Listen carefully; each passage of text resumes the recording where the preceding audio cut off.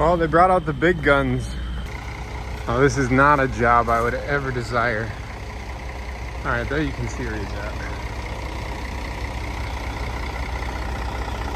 Don't try this at home.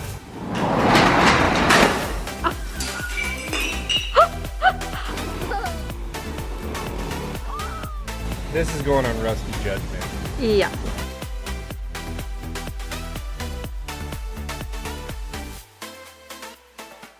Hey, welcome back to Rusty Judgment.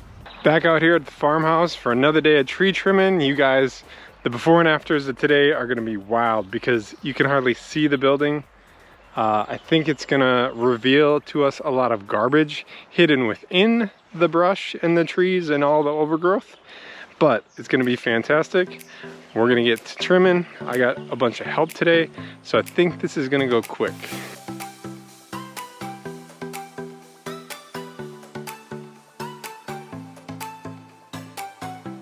And here is what was hiding inside of the trees, a whole scrap steel pile.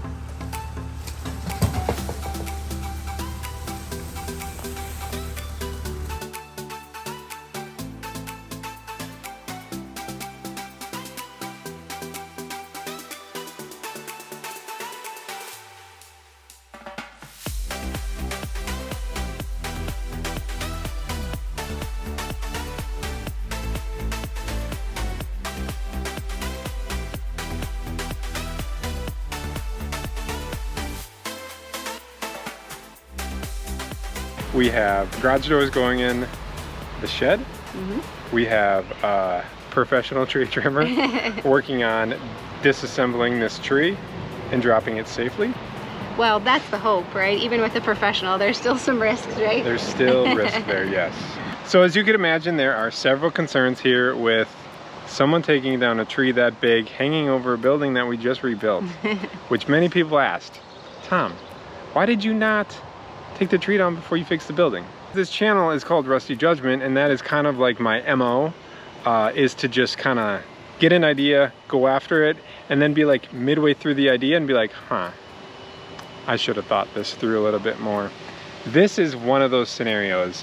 I thought it wasn't gonna be that big of a deal to take this tree down until we dropped the other limb, and we had some more brains involved throwing their opinions out like, that's not a good idea, Tom. Well, one other thing though too, the gentleman that's taking it down he doesn't live here in the winter. He's very wise. Yeah, he lives in Texas. He works in Texas all winter, and then he comes up in the summertime. If he had been here in the winter, we probably would have. Right. And we know that there are tree trimming companies out we could have hired, but they're way more expensive. I imagine they're more expensive than him, but he is astronomically expensive. So the biggest concern, you can see he has a man lift, but some of it he is gonna climb the tree. And you're kind of worried after you saw the integrity of, or the lack of integrity of this tree. Yeah, I am a little concerned about that because of the rot inside the tree. Also, it is a cottonwood tree, and the branches on a cottonwood tree don't bend, they snap. And so that is a little bit of my concern too. Yeah. All right, so while Lupe and those guys are over taking down that big tree, we're gonna get going on the last bit of tree trimming here on the property. So this is the side of the property that I don't know that I've ever taken anyone on. So here's the house. The neighbor's house is kind of like right over here. But there is a dead tree there. This tree is like way that way. So that one's gonna come down. This dead tree is coming down. Some of these over in here are gonna get thinned out. And then this tree here is dead. So that pine tree will come down, and then we're gonna thin down some of the branches off of this tree and that tree and some of the other ones to just clean it up, make it so we can mow around here. Right now, if we mow around, you get kind of like branches to the face. And we're gonna get rid of all that. Oh, this whole tree is kind of wonky. Wonky is a word for the trees around this property.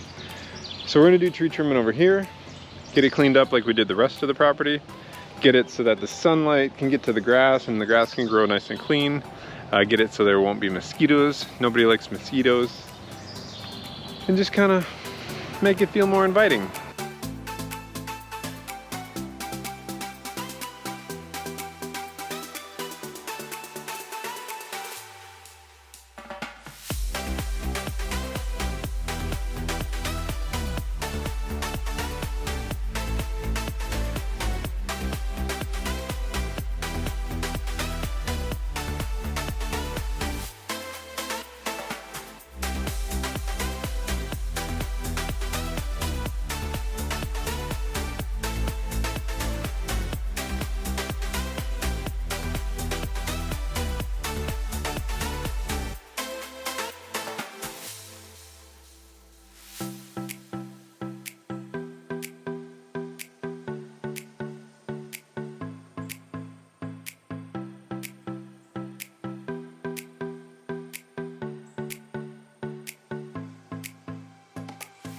Now that we have the majority of the tree trimming and trees down and removed on the south side of the house and cleaned all up, the tree trimmers are still working on disassembling the monster tree hanging over the shed.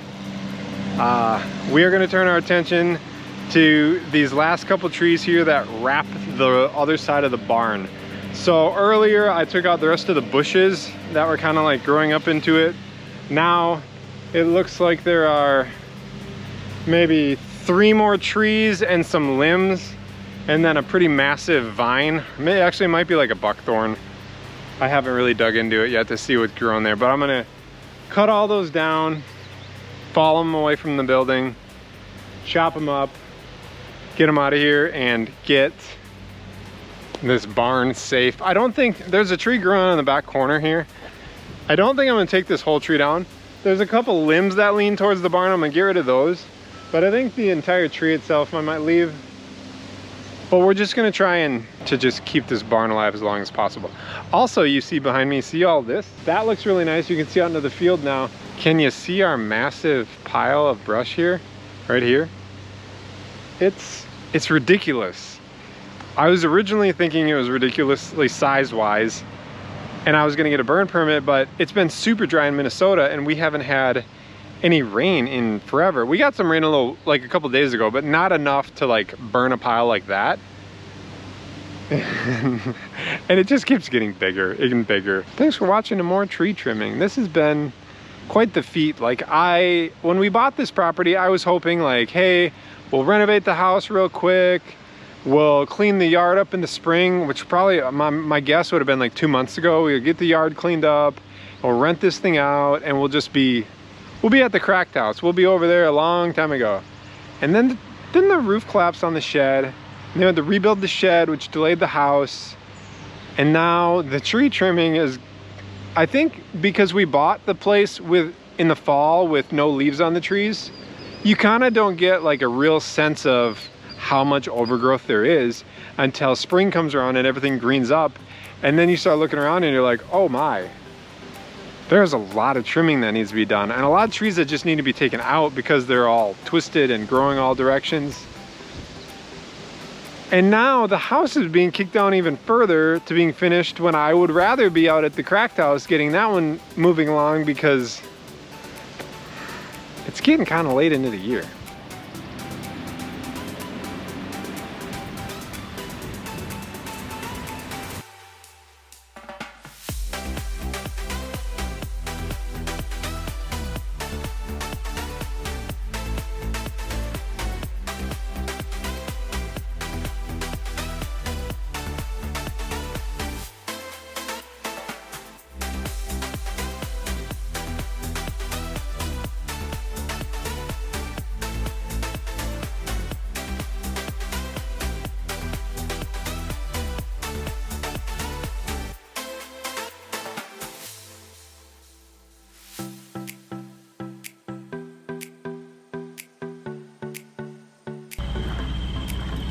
Well, they brought out the big guns.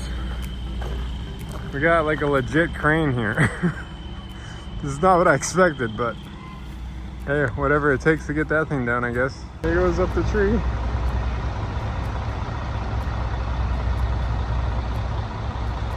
Up there. He's up there, right? Way up here.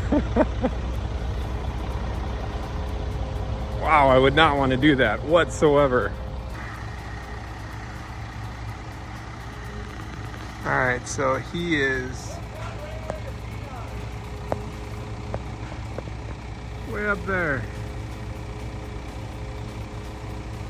So right now he's got 4 straps up there hooked to this hook on the crane, and he's gonna strap the whole tree up.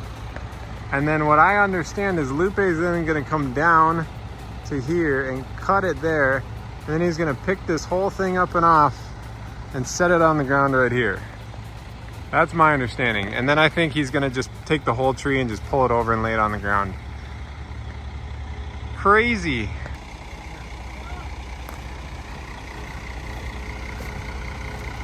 Oh, this is not a job I would ever desire. All right, there you can see where he's at.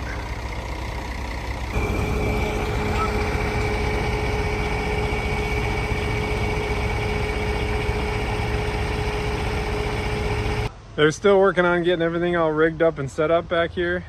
But I was talking to the crane operator.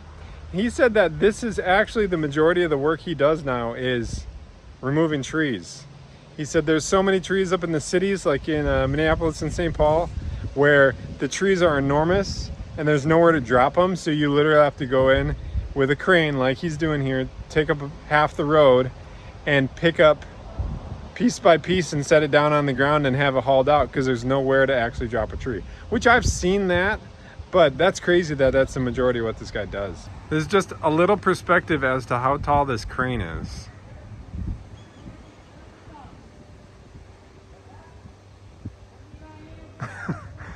So this building, we have 10-foot sidewalls, and then from here to here is about 16 feet to the peak. So you got 16 feet to the top of the building there. And then you're probably another, so if you double it, so go 16 and 16, you got 32. Probably another 16 on that, we got 48.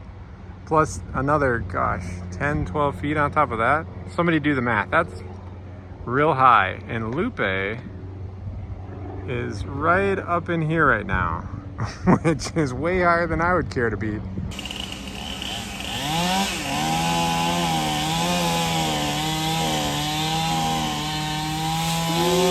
Boy, I am nervous.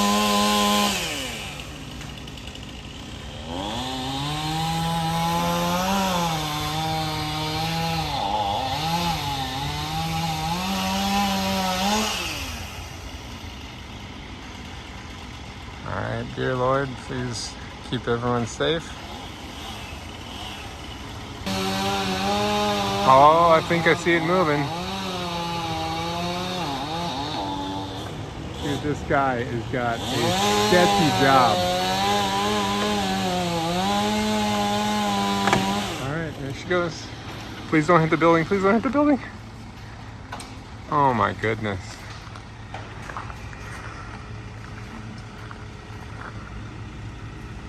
Oh, now he's into the other tree. That's crazy.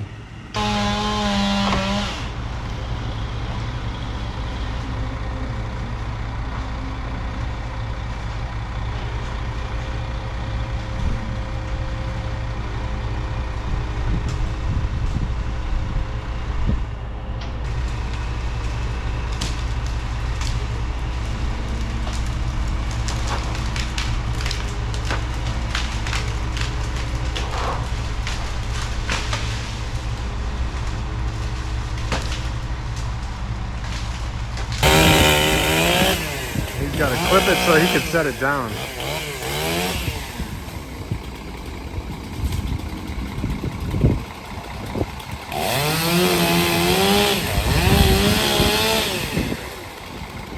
Against it. So I just talked to the crane operator. He's got a scale on this thing. He said that top that he just dropped is over 6,000 pounds. That's crazy. That was just like the canopy. All right, he made a bunch of cuts and it's not falling like he wants. He wants to get it laid down on the ground so he can undo all his straps. So he's gonna pick it up and kind of bounce it to try and snap all the cut points so he can lay the whole thing on the ground. That's crazy that was 6,000 pounds.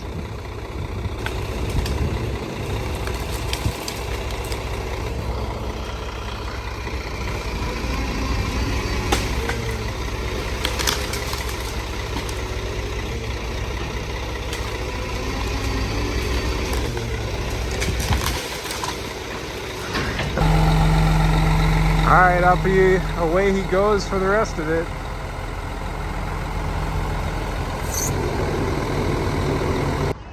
All right, back up they went with the crane and the straps, I believe. So it splits right here. I think they're gonna strap it in two places there to hook it twice, and then send the Lupe to the ground, cut that thing at the ground, and pull the whole trunk down. Which I'm curious what that weighs, because that is a beast of a trunk. All right, so what he's gonna do here is he's gonna cut a wedge on the top side, a wedge there, and then he's gonna stand this thing up, break it off, and then lay it down. The loader is actually dead because Tom forgot to flip the dead switch on it 3 weeks ago when I parked it there. So it's dead right now.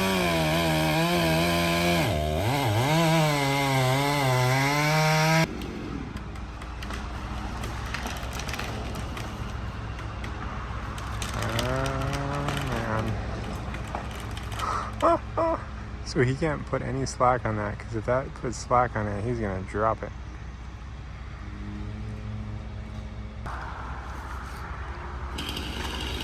Yeah, because so right now the bottom's tied, so it can't swing, because right now they're concerned about picking it up and having it swing a direction, so they're kind of stabilizing the base too. It's amazing how little can be attached to that in the center of that trunk and it still not want to just pick off of there.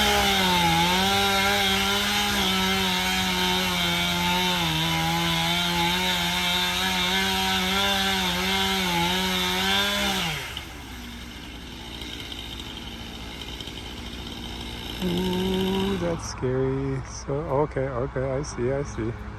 Wow, that was graceful. I expected some more swinging.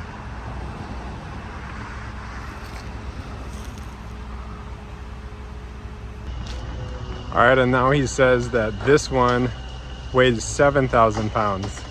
So that entire thing from here up was 13,000 pounds. That's wild.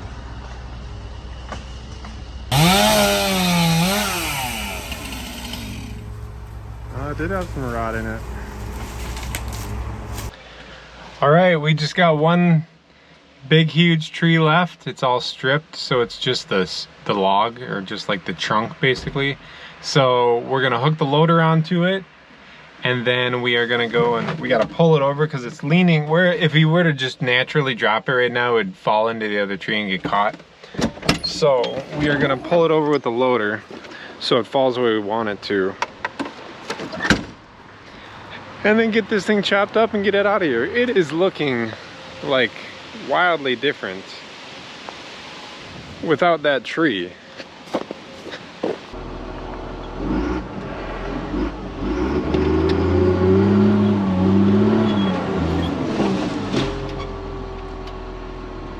There she went.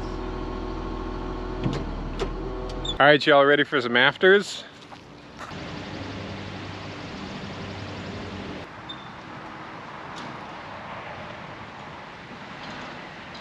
Looks so different.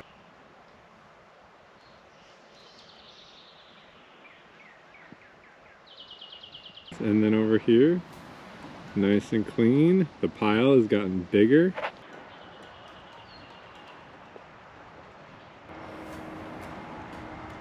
So clean. More tree. Hold on. And the pile of logs is much bigger than my truck, because my truck is right on the other side of it and you can't even see it.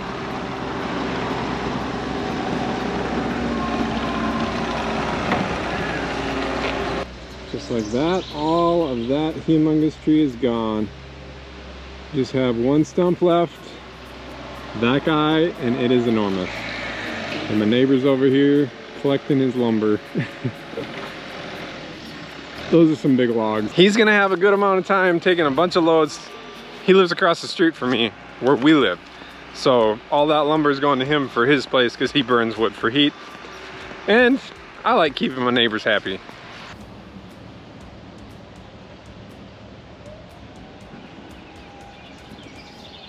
And then this over here is beautiful as well, nice and clean.